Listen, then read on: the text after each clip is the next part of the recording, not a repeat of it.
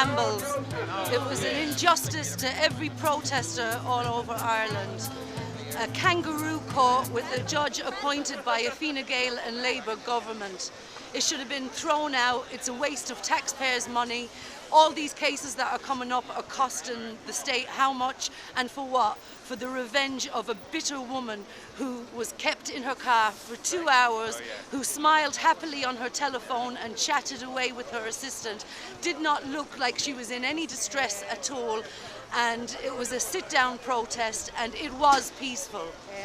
And it's a disgrace that in this day and age that our right to protest has been trampled on, you know, and if there's any justice, this case will be appealed and the verdict overturned and the rest thrown out, and that's what should happen.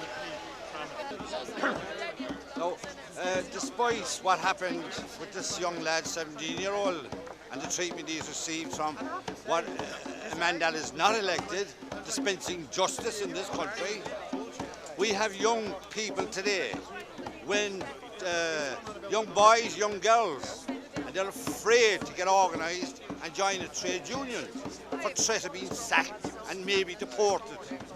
And that's not on.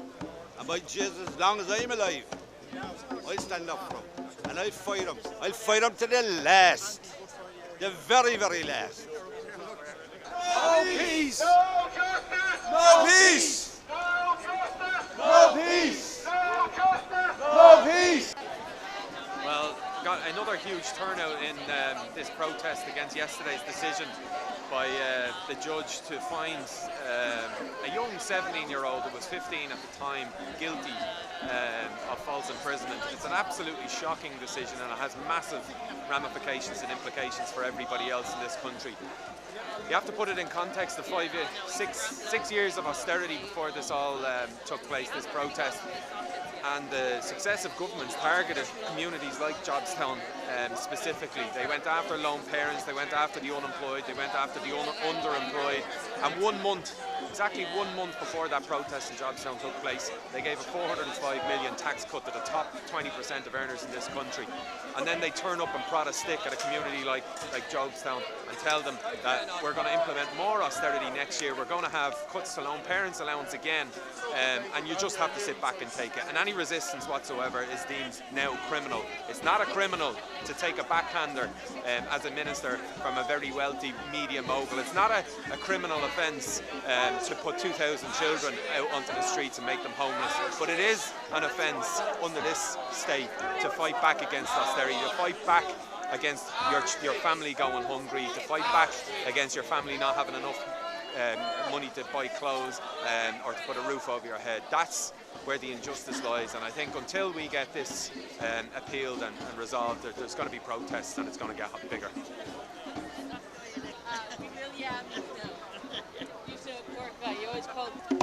Well, I'm here today, I suppose, to show my outrage at yesterday's court ruling. That's a worrying precedent. It's an affront to democracy. We have the right to protest, and what the ruling yesterday has put in jeopardy is any future protests. The decision was absurd, false imprisonment, it's a joke. So I suppose, look, we're here, we're on the streets to say that, you know, this is people power, there's no justice, there's no peace. And I think that this is the final nail in the coffin for the Labour Party, because they've clearly forgotten their roots, their James Connolly background, when they can't take a protest. Sorry. 3, 2, 1. I'm here as a citizen of Dublin to support my fellow citizens of Dublin in Jobstown after that shocking court decision yesterday. No justice, no peace. Joan Burton cannot be let away with arresting and finding guilty those people who committed no crime at all, only took their constitutional right to protest. Thank you.